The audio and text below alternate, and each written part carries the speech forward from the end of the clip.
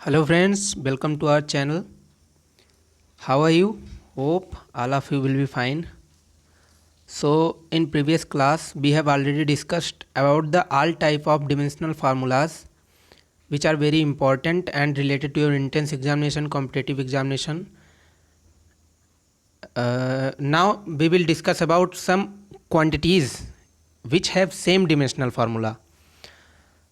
ये बहुत important topic है और इससे एक क्वेश्चन आपके एग्ज़ाम में अगर आना होता है कभी डायमेंशनल फार्मूला से कोई भी क्वेश्चन तो इसी टॉपिक से लगभग आता है कि जिनकी ऐसी कुछ क्वांटिटीज़ फिजिकल क्वांटिटीज़ हम लोग स्टडी करते हैं जिनके डायमेंशनल फार्मूला आपस में सेम होते हैं।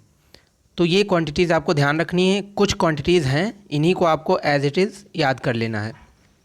कोई ज़्यादा प्रॉब्लम की बात नहीं है, पूरी तरह से आपको समझ में आने वाला है। एक एक क्वांटिटीज़ को मैं डिस्क्राइब करता चलूँगा, आप लोग समझते जाएंगे। तो चलिए देखते हैं। जैसा कि पहली क्वांटिटी हमारा लिखा हुआ है frequency, angular frequency, angular velocity, velocity gradient and decay constant. इन सभी की जो डिमेंशन होती है वो होती है m0 L0 t-1, यानी कि टाइम इनवर्स। टाइम इनवर्स यानी कि 1 टाइम होती है। अब कैसे याद करेंगे? Frequency, angular frequency, angular velocity, velocity gradient and decay constant, इन सभी की डिमेंशन जो होती है वो टी इनवर्स होती है। चलिए देखते हैं कैसे। जैसे हमने आपसे कहा कि फ्रीक्वेंसी, तो जैसा कि फ्रीक्वेंसी की बात करते हैं हम लोग, तो फ्रीक्वेंसी जो होता है वो 1 टाइम पीरियड होता है, सबको पता है। फ्रीक्वेंसी 1 टाइम पीरियड होता है, तो इसकी डिमेंशन निकालने के लिए 1/t की पावर 1 करेंगे और इसको ऊपर ले जाएंगे तो t की पावर -1 हो जाएगा, t की पावर -1, और इस तरह से इसकी डिमेंशन निकाल लेंगे हम सभी। ठीक है, तो अब हम लोग डिस्कस करते हैं अगली जो क्वांटिटी है उसी में लिखी हुई थी। ये थी एंगुलर वेलोसिटी। एंगुलर वेलोसिटी को हम रिप्रेजेंट करते हैं ओमेगा से, और ओमेगा जो होता है वो होता है 2π/t। 2π/t omega angular frequency होती है, एंगुलर क्या कहते हैं वेलोसिटी होती है। ओमेगा जो होता है वो एंगुलर वेलोसिटी होता है, और इसे 2π/t से लिखते हैं। तो 2π जो होता है वो कांस्टेंट होता है, इसकी तो कोई डायमेंशन होगी नहीं, t की होगी, और ये t ऊपर जाके t इनवर्स बन जाएगा, यानी वही, यानी कि एंगुलर फ्रिक्वेंसी, एंगुलर वेलोसिटी और फ्रिक्वेंसी, इन सभी की जो डायमेंशन होती है वो सेम ही होती है। ठीक है, वेलोसिटी ग्रेडियंट आता है। वेलोसिटी ग्रेडियंट हमने पहले ही बताया था कि दुनिया का कोई भी ग्रेडियंट अगर आपको लिखना है, जैसे हम आपसे कहें कि एक्स ग्रेडियंट क्या होगा, एक्स ग्रेडियंट क्या होगा, तो एक्स ग्रेडियंट क्या होगा जैसे कोई पूछता है तो आपको केवल ऊपर लिखना है एक्स यानी वही क्वांटिटी, और नीचे उसको डिवाइड कर देना है दूरी से यानी कि डिस्टेंस से, तो आपको ग्रेडियंट मिल जाता है। यानी किसी भी क्वांटिटी का अगर ग्रेडियंट आपको चाहिए होता है तो आपको सिंपल कुछ नहीं करना है, उस क्वांटिटी को आप लिखिए और उसके डिनोमिनेटर में आप डिस्टेंस को डिवाइड लिख दीजिए। ठीक है, तो इससे आपको वेलोसिटी ग्रेडियंट निकल आएगा। आप देखिए कैसे, वेलोसिटी ग्रेडियंट हमको निकालना है, वेलोसिटी ग्रेडियंट यानी बीजी। तो वेलोसिटी ग्रेडियंट जो होता है वो होता है वेलोसिटी, और डिवाइड में मैंने क्या कहा था, दुनिया की कोई भी ग्रेडियंट निकालनी हो तो वेलोसिटी ग्रेडियंट निकालना है। जैसे यहाँ पे तो वेलोसिटी लिखेंगे, नीचे डिनोमिनेटर में दूरी यानी कि डिस्टेंस लिख देंगे। ठीक है, तो इसको देखते हैं कैसे। अब वेलोसिटी की आप डिमेंशन रट चुके होंगे कि L t-1 होता है वेलोसिटी की डिमेंशन। दूरी की डिमेंशन, दूरी जो होती है किसी भी प्रकार की दूरी को L से लिखते हैं हम, तो L से L खत्म हो जाएगा और t इनवर्स यहाँ पे बच जाएगा, यानी इसकी भी डिमेंशन वही होती है जो एंगुलर फ्रिक्वेंसी, एंगुलर वेलोसिटी या फ्रिक्वेंसी की होती है। ठीक है, आ गया समझ में। चलिए अब नेक्स्ट की ओर चलते हैं। दूसरा हमारा क्या है? दूसरा हमारा है work, internal energy, potential energy, kinetic energy, torque और मोमेंट ऑफ फोर्स। तो देखिए, work, internal energy, potential energy, kinetic energy, इन सभी के बारे में हम लोग ऑलरेडी डिस्कस कर चुके हैं प्रीवियस वीडियो में, उनके बारे में नहीं। लेकिन यहाँ पे जो मोमेंट ऑफ फोर्स लिखा हुआ है, मोमेंट ऑफ फोर्स जो होता है यानी इसे ही हम टॉर्क कहते हैं। तो जब कभी अगर आपको कंफ्यूज करके आएगा या तो टॉर्क पूछेगा या तो मोमेंट ऑफ फोर्स पूछेगा, तो उनकी जो डिमेंशन होती है वो वर्क के बराबर होती है। और वर्क का डिमेंशन कितना होता है? वर्क का डिमेंशन होता है m/L/t-2। ये प्रीवियस वीडियो में हम डिराइव भी कर चुके हैं। यही दुनिया के किसी भी प्रकार के एनर्जी का भी होता है। क्यों होता है? क्योंकि जो कार्य हम क्यों कर पाते हैं, कार्य हम तभी कर पाते हैं जब हमारे अंदर एनर्जी होती है। अगर हमारे अंदर एनर्जी ना हो तो हम वर्क कर ही नहीं सकते। इसका मतलब ये है कि जो वर्क है वो एनर्जी और वर्क एक दूसरे के कॉम्प्लीमेंट्री होते हैं। तो नेक्स्ट डिस्कस करते हैं। नेक्स्ट है थर्ड हमारा, ये है pressure, stress, Young's modulus, modulus of rigidity and energy density. तो बारी बारी से देखते हैं। Pressure, stress, Young's modulus and energy density.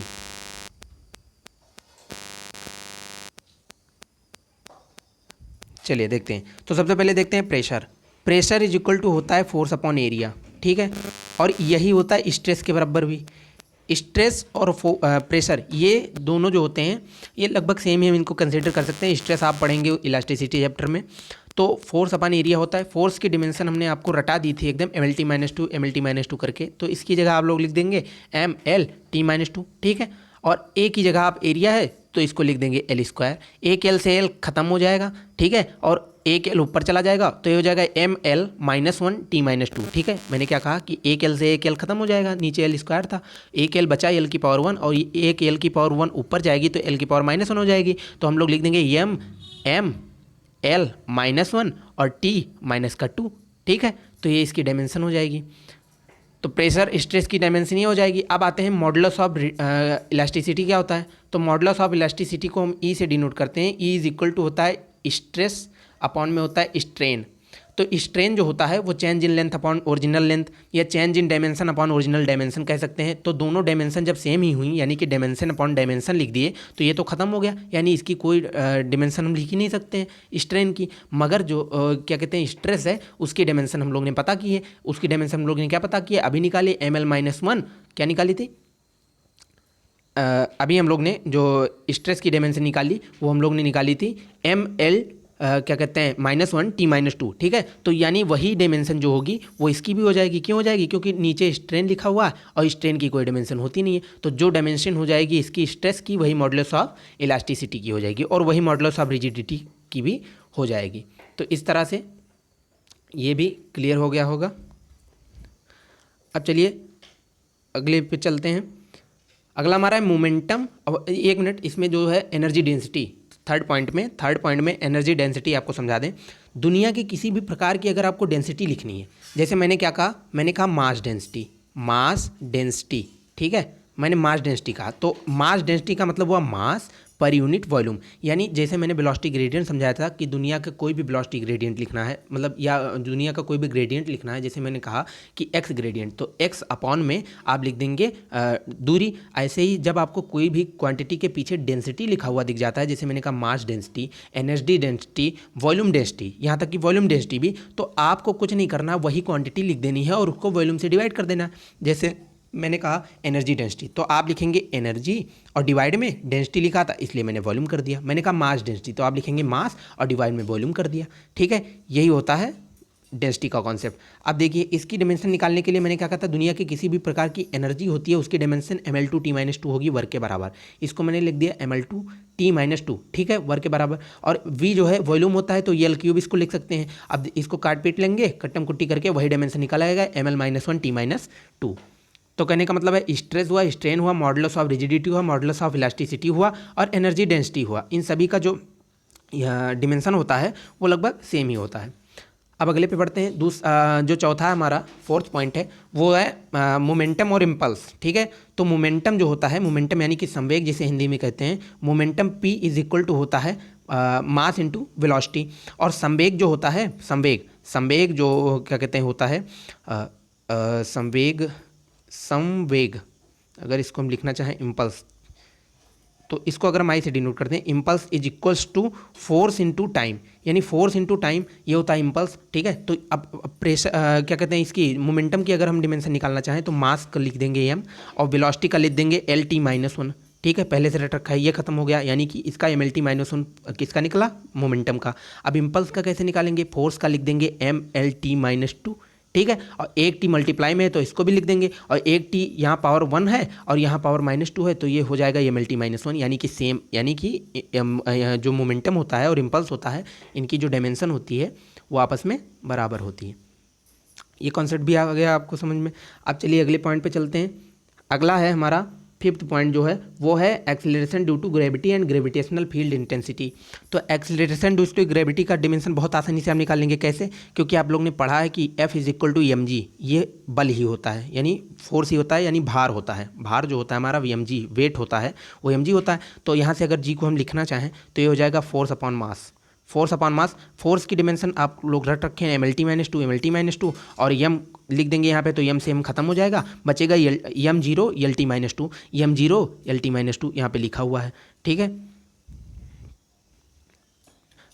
और अब आते हैं ग्रेविटेशनल फील्ड इंटेंसिटी पे। तो ये ग्रेविटेशनल फील्ड इंटेंसिटी जो होता है किसी भी पॉइंट पर जो ग्रेविटेशनल फील्ड इंटेंसिटी होता है, जैसे कि इलेक्ट्रिक फील्ड इंटेंसिटी और ग्रेविटेशनल फील्ड इंटेंसिटी, ये फोर्स अपॉन मास होता है, फोर्स अपॉन मास। यानी किसी भी पॉइंट पर किसी मास पर जो ग्रेविटेशनल फील्ड वर्क करती है उसे ग्रेविटेशनल फील्ड इंटेंसिटी कहते हैं। ठीक है, अब आते हैं तो M L T minus two इसका हो जाएगा, यम उससे कैंसिल हो जाएगा और एल टी माइनस टू यहाँ भी बचेगा, यानी इसकी डायमेंशन और उसकी डायमेंशन सेम होती है, वही लिखा हुआ है जैसा कि। अब आते हैं अगले पॉइंट पे। तो अगला पॉइंट देखते हैं 6 पॉइंट हमारा है कि thrust, force, weight, energy gradient, इन सभी की डिमेंशन सेम होती है। तो फोर्स आप जानते हैं M L T minus two, weight आप जानते हैं मैंने निकाला था F is equal to M G, क्योंकि वेट भी एक प्रकार का फोर्स ही होता है तो इसकी भी सेम होगी। एनर्जी ग्रेडियंट देखो ग्रेडियंट का कॉन्सेप्ट इतना इंपॉर्टेंट और कभी समझ में नहीं आता है, तो एनर्जी ग्रेडियंट लिखेंगे कैसे, एनर्जी अपॉन में डिस्टेंस। एनर्जी का क्या होता है, जो वर्क का होता है, वर्क की dimension M L two T minus two, और डिस्टेंस का एल से एल कैंसिल कर देंगे तो M one L one T minus two, M1 L1 T minus two, M1 L1 T minus two, यहाँ पे देख लीजिए, यहाँ पे ये लिखा हुआ है। ठीक है, ये हो गया एनर्जी ग्रेडियंट। अब थ्रस्ट की बात करते हैं। जो थ्रस्ट होता है वो हमारा एक प्रकार का फोर्स ही होता है, और ये थ्रस्ट फोर्स कब वर्क करता है, जब हम किसी भी पानी में, जैसे एक बाल्टी ले लीजिए, बाल्टी या टप ले लीजिए, टप में आप एक गेंद को अपने हाथ से प्रेशराइज करके उसको अंदर डुबो दीजिए, तो आप फील करेंगे कि गेंद ऊपर की ओर फोर्स लगा रहा है। तो ऊपर की ओर गेंद फोर्स नहीं लगा रहा होता है, उस समय बॉल फोर्स नहीं लगा रही होती है, उस समय जो फोर्स लगा रहा होता है वो पानी लगा रहा होता है। तो इसी को हम थ्रस्ट यानी उत्प्लावन बल हिंदी में कहते हैं। अगला पॉइंट जो आता है वो आता है हमारा 7 point, angular momentum and Planck's constant. इसके बारे में फुल डिस्कशन प्रीवियस वीडियो में हो चुका है, तो इसके लिए बारे में ज़्यादा चर्चा करने की जरूरत नहीं है। एंगुलर मोमेंटम आपका जो होता है, मैंने कहा था कि linear momentum P is equal to M B होता है, इसकी जगह जब एंगुलर क्वांटिटी आएगी तो यहाँ पे हो जाएगा एल या जे हम कह सकते हैं। तो L is equal to M की जगह मोमेंट ऑफ इनर्शिया आई आ जाता है, जो कि हमारी स्क्वायर होता है, और यहाँ पे वी है तो यहाँ पे ओमेगा आ जाता है। इसको आप निकाल लेंगे, प्रीवियस वीडियो में इसकी पूरी डेरिवेशन हो चुकी है। तो नेक्स्ट पॉइंट देखते हैं। अब 8th पॉइंट जो है हमारा, 8th पॉइंट क्या है, 8th पॉइंट है सरफेस टेंशन और सरफेस एनर्जी। कोई भी अगर सरफेस के बारे में बात करता है, जैसे surface energy, surface tension, tension मतलब होता है फोर्स, और सरफेस मतलब किसी सरफेस पे अगर फोर्स एक्ट कर रहा है तो उसे सरफेस टेंशन कहते हैं। और ये सरफेस टेंशन फोर्स इस प्रकार से मैं डिफाइन कर रहा हूँ ताकि आपको समझ में आ जाए वाकई में सरफेस टेंशन क्या होता है। फ्लूइड मैकेनिक्स में आप पढ़ते हैं बहुत अच्छे तरीके से सरफेस टेंशन, लेकिन हमको उससे मतलब नहीं है, डिमेंशन में पढ़ रहे हैं तो डिमेंशन ही के हिसाब से देखेंगे। सरफेस टेंशन को आप ऐसे याद रख सकते हैं, फोर्स पर यूनिट लेंथ। अभी के लिए force per unit length, surface energy, energy per unit area. Surface energy यानी किसी सतह की ऊर्जा, सतह की ऊर्जा को हम एनर्जी पर यूनिट एरिया दिखाएंगे। तो फोर्स पर यूनिट लेंथ लिखेंगे तो F by L, M L T minus two इसकी डिमेंशन होती है, और डिवाइड कर देंगे इसे यल से, तो यल से यल खत्म हो जाएगा, यानी M1 L0 T minus two, M1 L0 T minus two यहाँ पे लिखा हुआ है। ऐसी एनर्जी, सरफेस एनर्जी का आप निकाल लेंगे। सरफेस एनर्जी कैसे निकालेंगे, एनर्जी पर यूनिट एरिया से, जैसे मैंने लिखा यहाँ पे एनर्जी और नीचे लिख दिया पर यूनिट एरिया। एनर्जी का क्या होता है, ML2 T माइनस टू। देखो वही बार बार कंसेप्ट, वही बार बार एक ही याद कर लीजिए, वर्क उसी पे सब डिपेंडेंट। एरिया क्या हो गया, एल स्क्वायर से एल स्क्वायर खत्म हो जाएगा, एम टी माइनस टू, ऊपर देखिए ML0, यहाँ पे ML0 T माइनस टू बिल्कुल साफ साफ लिखा हुआ है, उसकी भी कोई दिक्कत नहीं है। अब चलिए अगले पॉइंट पे चलते हैं। जो हमारा 9th पॉइंट है वो है strain refractive index, strain refractive index, relative density, angle, solid angle, distance gradient, relative permittivity. ये कहाँ से आ गया, इसको हटा दीजिए यहाँ से। रिलेटिव परमिटिविटी, रिलेटिव परमिएबिलिटी की डायमेंशंस होती हैं। देखिए स्ट्रेस वो मतलब strain, refractive index, relative density, angle, solid angle, distance gradient, इन सभी की डायमेंशन होती है, और इन सभी की डिमेंशन होती है। ठीक है, इन सभी के डिमेंशन मतलब नहीं होती है, ये सभी डिमेंशनलेस क्वांटिटीज़ होती हैं। तो इनकी डायमेंशन नहीं निकाली जाए। क्यों नहीं निकाले, स्ट्रेन मैंने आपको बताया था कि स्ट्रेन होता है change in dimension upon original dimension. ठीक है, तो ये डिमेंशन से डिमेंशन कट जाएगा, कोई भी डिमेंशन होगा, जैसे change in length upon original length तो कट जाएगा, तो ये यूनिटलेस होता है और डिमेंशनलेस भी होता है। रिलेटिव डेंसिटी क्या होती है, एक के सापेक्ष दूसरी की डेंसिटी, तो डेंसिटी की तुलना कर रहे हैं तो डी बाई डी ये भी कैंसिल हो जाएगा, इसकी भी कोई डिमेंशन नहीं होगी। अब आते हैं एंगल देखते हैं, तो एंगल की भी कोई डिमेंशन नहीं होती है, और इसी प्रकार से सॉलिड एंगल की भी कोई डिमेंशन नहीं होती है। और एंगल और सॉलिड एंगल में क्या डिफरेंस है, जैसे मैंने कहा आपको कि ये दो लाइंस हैं, इन दोनों लाइंस के बीच में जो थीटा एंगल बनता है इसे हम एंगल कहते हैं, मतलब जो झुकाव होता है इसे हम इंक्लिनेशन को एंगल कहते हैं। अब सॉलिड एंगल की बात आती है कि सॉलिड एंगल का क्या कंसेप्ट है। तो सॉलिड एंगल जो होता है वो किसी सरफेस के द्वारा एंगल होता है। जैसे मान लीजिए मैंने यहाँ पे एक सीट रख दी, सीट, ठीक है, ऐसे सीट रख दी, और यहाँ पे मैं इस सीट के द्वारा, ये 2 डायमेंशनल सीट है, इस सीट के द्वारा अगर मैं इस यहाँ पे बन रहे एंगल को देखता हूँ तो ये एंगल जो थीटा होगा वो होगा सॉलिड एंगल। यानी किसी सरफेस के द्वारा जब कोई एंगल बनता है तो उसे सॉलिड एंगल कहते हैं, और जब कोई दो लाइनों के बीच में झुकाव होता है तो उसे हम कहते हैं उस इंक्लिनेशन को हम लोग एंगल कहते हैं। ठीक है, समझ में आ गया। तो इनकी सबकी कोई डिमेंशन नहीं होती है, रिलेटिव परमिटिविटी और रिलेटिव परमिएबिलिटी की होती है, इनको आगे देखेंगे, यहाँ पे गलती लिख गया है। तो ठीक है, 9 पॉइंट भी क्लियर हो गया। अब आते हैं 10th पॉइंट पे। 10th पॉइंट हमारा देखते हैं क्या है, latent heat gravitational potential. Latent heat आप पढ़ेंगे थर्मोडायनेमिक्स में, Q is equal to ml होता है, और इसी L को लेटेंट हीट कहते हैं, तो L is equal to Q/m हो जाएगा। और Q यहाँ पे हीट है, हीट यानी कि एक एनर्जी, एनर्जी यानी कि वर्क, इसकी डिमेंशन हो जाएगी ml2t-2, और नीचे मास है, m से m कैंसिल हो जाएगा, यानी L2t-2। यहाँ देखिए m0 L0t-2, इसको भी आप बहुत आसानी से निकाल सकते हैं।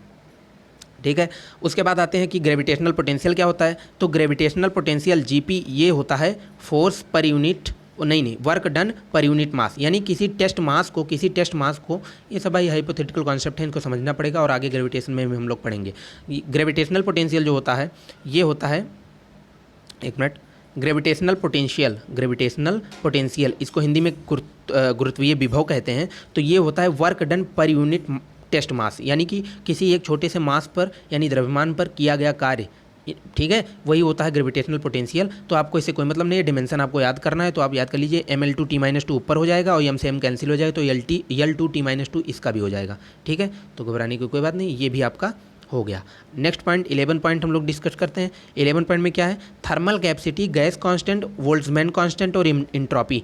Thermal capacity, gas constant, Boltzmann constant और इंट्रॉपी, इसके बारे में बात हो चुकी है। बोल्ट्जमैन कांस्टेंट के गैस कांस्टेंट R होता है, PV is equal to nRT। ठीक है, ये गैस कांस्टेंट में ये R होता है, R को इधर रखेंगे, इधर सबको लेके जाएंगे करके आप लोग इसको भी निकाल लेंगे, बहुत छोटा सा कंसेप्ट है। आप इसको रट लीजिए, बिल्कुल इसी में से क्वेश्चन आना होगा तो आएगा, बिल्कुल साफ साफ लिखा रहता है। मैं क्वेश्चन कराऊंगा, जब क्विज कराऊंगा मैं क्विज भी लूँगा, सारे MCQs कराऊंगा जितने पॉसिबल इसके हो सकते हैं, बढ़िया टॉप क्लास के, उसमें आप प्रैक्टिस करिएगा, खूब मजा आएगा। ठीक है, तो अभी के लिए इसको पढ़िए, मजा करिए, मस्ती करिए खूब आराम से। 12th पॉइंट जो हमारा लास्ट सबसे पॉइंट आता है वो है L/R। ये बहुत इंपॉर्टेंट है यार, इसके बारे में क्या बताएं। ऐसे दिया रहता है L/R की डायमेंशन होगी, ठीक है, L/R हो या √LC कहीं पे लिखा हो, √LC लिखा हो, और इसकी बहुत बड़ी इंपॉर्टेंस है, ये बहुत बार कंपटीशन में ऐसे भी आता है। तो √LC लिखा हो या L/R लिखा हो, इनकी डायमेंशन T1 होती है, और किसी भी प्रकार का अगर टाइम पीरियड कोई पूछता है उसकी भी डायमेंशन T1 होती है, यानी कि खाली टाइम। L/R इसको कैंसिल वैंसिल करके L यहाँ पे क्या है, इंडक्टेंस है, और R क्या है, ये रिएक्टेंस है, या L क्या है, इंडक्टेंस, और R जो है वो आपका रेसिस्टेंस है, और √LC ये C क्या कैपेसिटेंस है, L इंडक्टेंस है। तो इसको आप निकालेंगे जब डायमेंशन इसका, तो T1 निकल के आएगा। और दुनिया के किसी भी प्रकार की अगर आप टाइम पीरियड निकालते हैं, बहुत सारे फार्मूला है टाइम पीरियड के, 2π√L/g, 2π√m/k, और भी 2π√R/g अर्थ के केस में, तो ये सारी चीज़ें पढ़ेंगे। तो इनका भी डायमेंशन जो होता है वो T1 होता है, और T1 को आराम से आप निकाल लेंगे। इसमें में से एक क्वेश्चन बिल्कुल फिक्स है, कोई भी कॉम्पिटेटिव एग्जाम एक क्वेश्चन के इसके बिना नहीं बन सकता। तो चलिए, तब तक के लिए धन्यवाद, और मिलते हैं नेक्स्ट वीडियो में। ख्याल रखिए अपना, अपने परिवार का। धन्यवाद, जय हिंद।